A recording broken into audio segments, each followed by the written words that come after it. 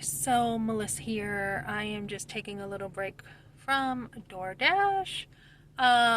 Very thankful to be door dashing. The lighting is really kind of strange here, so I can see myself, so you can see me. So, look, sometimes life happens. It really does, and you gotta be able to give somebody a break. So I was at watching the Chosen this weekend with my son, and it takes strength to forgive people. It really does. And you gotta understand sometimes people don't know what they don't know, but yet sometimes they do. I mean, sometimes they do, and they purposely are doing stuff purposely to hurt you or not care or whatever. So, so as I've been healing with this trauma around abortion, we are supposed to, for homework, do something like write a letter to yourself, your younger self, which I had done before. And, so I'm watching now teen pregnancies. And I watched a video about a teen pregnancy. I'm like, wait a minute, you were a pregnant teen. I'm like, I haven't been able to process that. And I'm like, oh my goodness, I was a pregnant teenager. And again, I was not allowed to be a mother. I wasn't allowed to process that I was actually even really like having a kid. It was just, you're pregnant, you're in trouble, and we're going to solve this kind of thing.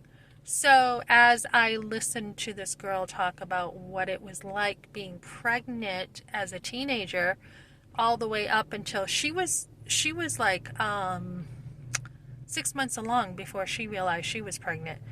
So I didn't know at the time. No one told me how far along I was until I found out myself years later. No one still told me. I was 3 months along and had no idea. So I had no signs I was aware of, no symptoms I was aware of. She was 6 months along. She did not even have any symptoms that she knew of, probably because she didn't know she was pregnant. I did not know I was pregnant. And then she talks about what it was like being pregnant as a teen. So I didn't really get to feel, wait a minute, what does it feel like to be pregnant? What does it feel like to, know you're a mother now? And it was just a crisis that was created. It was a quick done deal that nobody was supposed to know about. It was done in secrecy.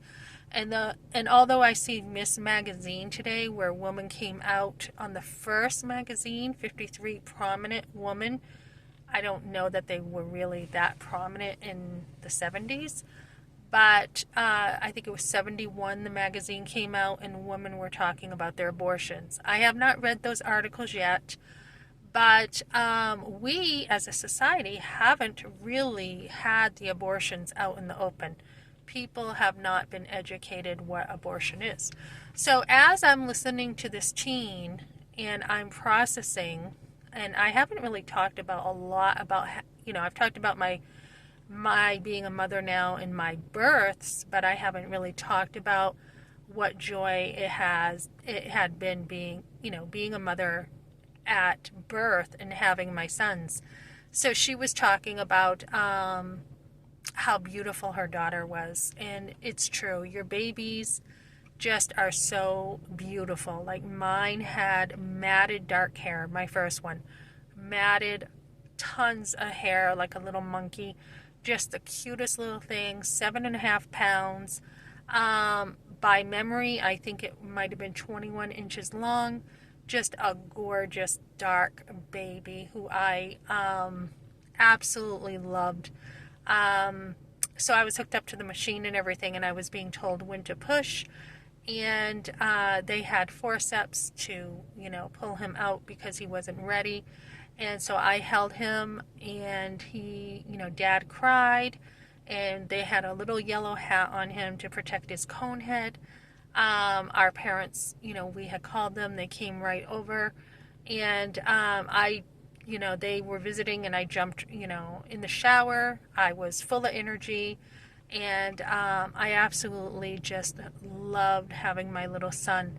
And my second one too, you know, he was born at the hospital, and beautiful blonde hair. Not that, you know, any of us were blonde, but my grandfather was, and my husband's grandfather was, and my uncle was, and my aunt was. So the genes just kind of skipped over me. And when he was a little bit older, you know, I took this from a movie, but it was true for my own son too. You could lift his hair up underneath, and you would see the blondest, most beautiful golden blonde hair ever. And someone said their son had hair like the sun. His hair was gorgeous blonde, and it darkened pretty quickly as he got older. It darkened, and then it goes back and forth. But then my other son, when we had him with a home birth, he came out very dark, and I have Indian in me, and his skin was just so dark, the dark hair, beautiful, beautiful son. I mean, I had the most beautiful babies, and I am not kidding you. And it's not an exaggeration as a mom. I had the most beautiful babies in the world. Wherever I went, I heard, your babies are beautiful. And he was just gorgeous. I mean, they were just all perfect. And then my fourth son, he came out with my second home birth. He just flew out. He flew out. And my first home birth with my third son, like I talked about, I couldn't tell if I was having contractions. I had some wine to take the edge off, threw it up in the crib, and he came out fast. The cord was wrapped around his neck. They took it off, and he came out super fast.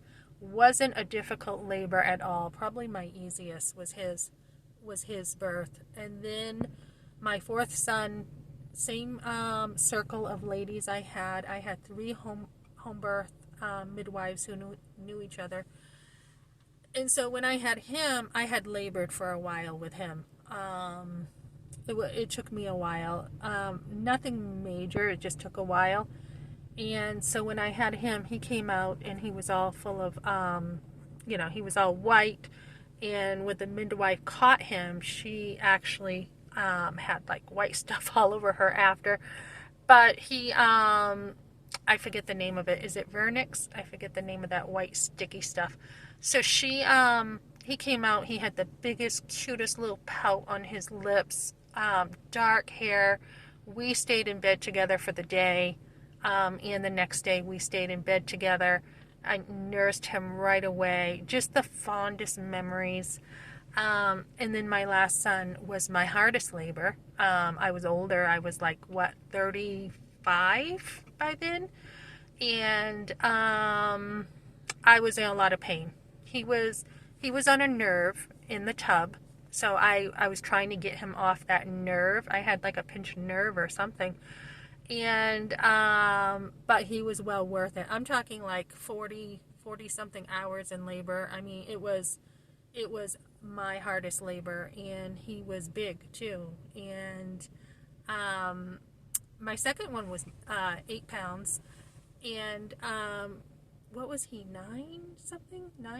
I'll have to look at my records, but my fourth one was 9. My third one, I think he was 8-10, I want to say. So they were getting bigger. I was getting bigger by the last one. Definitely, I gained the most weight by my last one. So yeah, I had him at home. I had to get my iron up, which is probably, I mean, I did have it up, but my energy, just so long in labor, my energy was going down. But again, another beautiful boy. He had the little angel's kiss on his forehead. Just gorgeous. So I just remember having my babies, and they were just, gifts to me, beautiful gifts. So as I'm listening to this teen talk about having her baby, you're not too young. If you write a letter to yourself, your younger self, you're not too young. process that and then process the relationship with your boyfriend too. I never got to say goodbye. I never got to process with him like in a healthy way that he was a father and I was a mother. So make sure you process this, and as you do, it makes you stronger and more able to deal with the details of the other parts of your life, because you have now gotten this off your plate and you're now stronger. It is definitely worth healing. It is tears to go through the healing process, but once you have healed, it's well worth it, ladies.